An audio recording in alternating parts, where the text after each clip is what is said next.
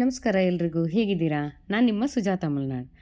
ಸಾಮಾನ್ಯವಾಗಿ ನಾವು ಯಾವುದೇ ಗಿಡವನ್ನು ಬೆಳೆಸಬೇಕಾದ್ರೆ ಗೊಬ್ಬರ ಮಣ್ಣು ಹಾಕಿ ಬೆಳೆಸೋದು ಎಷ್ಟು ಮುಖ್ಯನೋ ಹಾಗೆ ಆ ಗಿಡಗಳನ್ನು ಹುಳಗಳಿಂದ ಸಂರಕ್ಷಣೆ ಮಾಡೋದು ಕೂಡ ಅಷ್ಟೇ ಮುಖ್ಯ. ಅದರಲ್ಲೂ ನಾವು ಪಾಟಲ್ಲೆಲ್ಲ ನಡ್ತೀವಲ್ಲ ಆ ಗಿಡಗಳಿಗೆ ತುಂಬಾ ಹುಳಗಳ ಕಾಟ ಜಾಸ್ತಿನೇ ಇರುತ್ತೆ ಅಂತ ಹೇಳ್ಬೋದು.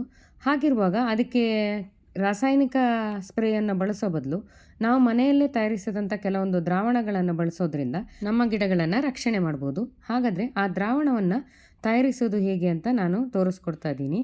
ಇದಕ್ಕೆ 1 ಲೀಟರ್ನಷ್ಟು ನೀರು ತಗೋಬೇಕು. ಹಾಗೆ ಇದಕ್ಕೆ ಬೇವಿನ ಎಣ್ಣೆ ಅಂದರೆ ನೀಮ್ ಆಯಿಲನ್ನು ಕೂಡ ತಗೋಬೇಕಾಗುತ್ತೆ. ನಂತರ ಒಂದು ಸ್ಪ್ರೇ ಮಾಡೋಕ್ಕೆ ಒಂದು ಬಾಟ್ಲಿ ಬೇಕಾಗುತ್ತೆ.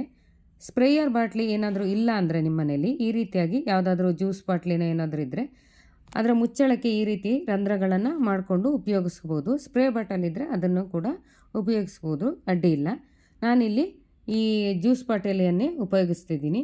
ನಂತರ ಏನು ಮಾಡಬೇಕು ಅಂತಂದರೆ, ನಾವು 1 ಲೀಟ್ರ್ ನೀರು ತಗೊಂಡಿದ್ದೀವಲ್ಲ ಅದಕ್ಕೆ ಒಂದು 5 ml ಆಗುವಷ್ಟು ನೀಮ್ ಆಯಿಲ್ನ ಇದಕ್ಕೆ ಬಳಕೆ ಮಾಡಬೇಕು. ಜಾಸ್ತಿ ಹಾಕೋದಕ್ಕೆ ಹೋಗಬಾರ್ದು. ಒಂದು ಮುಚ್ಚಳ ಅಂದರೆ 5 ml ಮಾತ್ರ ಸಾಕಾಗುತ್ತೆ. ಅಷ್ಟನ್ನು ಈ ನೀರಿಗೆ ಹಾಕಿಬಿಟ್ಟು ನಂತರ ಒಂದು ಕೋಲು ಅಥವಾ ಚಮಚ ಏನಾದರೂ ತಗೊಂಡ್ಬಿಟ್ಟು ಚೆನ್ನಾಗಿ ಮಿಶ್ರಣವನ್ನು ಮಾಡಬೇಕಾಗುತ್ತೆ. ಈ ರೀತಿಯಾಗಿ ನೀರಲ್ಲಿ ಎಣ್ಣೆ ಪೂರ್ತಿ ಮಿಶ್ರಣ ಆದ ನಂತರ ಈ ನೀರನ್ನು ಆ ಬಾಟ್ಲಿಗೆ ತುಂಬಿಸ್ಕೋಬೇಕಾಗುತ್ತೆ. ಸ್ಪ್ರೇ ಬಾಟ್ಲಿ ಇದ್ದರೆ ಸ್ಪ್ರೇ ಬಾಟ್ಲಿ ತುಂಬಿಸಿ, ಇಲ್ಲಾಂದರೆ ಈ ರೀತಿಯಾಗಿ ಬಾಟ್ಲಿಗೆ ಪೂರ್ತಿಯಾಗಿ ತುಂಬಿಸ್ಕೋಬೋದು. ಮತ್ತು ನೀಮ್ ಆಯಿಲ್ನ ಜಾಸ್ತಿಯಾಗಿ ಬಳಕೆ ಮಾಡಬಾರ್ದು.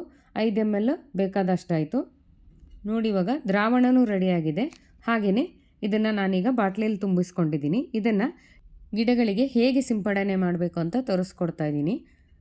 ಮೊದಲಿಗೆ ಗಿಡದಲ್ಲಿ ಹುಳಗಳು ಏನಾದರೂ ಇದ್ದರೆ ಅದನ್ನು ಎಲೆಯ ಸಮೇತವಾಗಿ ತೆಗೆದು ದೂರ ಎಸಿಬೇಕು. ನಂತರ ಈ ರೀತಿಯಾಗಿ ಎಲೆಗಳ ಮೇಲೆಲ್ಲ ಚೆನ್ನಾಗಿ ಸಿಂಪಡಣೆ ಮಾಡಬೇಕು. ಈ ಬೇವಿನ ಮಿಶ್ರಣದ ನೀರು ಗಿಡದ ಬುಡಕ್ಕೆ ಬಿದ್ದರೂ ಏನೂ ಅಡ್ಡಿ ಇಲ್ಲ. ಯಾಕಂದರೆ ಮಣ್ಣಿನಲ್ಲಿ ಏನಾದರೂ ಕ್ರಿಮಿಕೀಟಗಳು ಇದ್ದರೆ ಅದರಿಂದ ಕೂಡ ನಮ್ಮ ಗಿಡವನ್ನು ರಕ್ಷಣೆಯನ್ನು ಮಾಡುತ್ತೆ ಈ ನೀರು.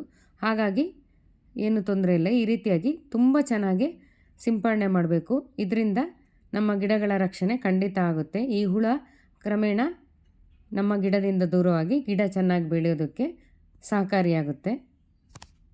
ಈ ರೀತಿಯಾಗಿ ಬೇವಿನ ಎಣ್ಣೆಗಳನ್ನು ಬಳಸ್ಕೊಳ್ಳೋದ್ರಿಂದ ನಮ್ಮ ಗಿಡವನ್ನು ನಾವು ಹುಳಗಳಿಂದ ರಕ್ಷಣೆ ಮಾಡ್ಬೋದು ಅಂತ ಹೇಳ್ತೀನಿ.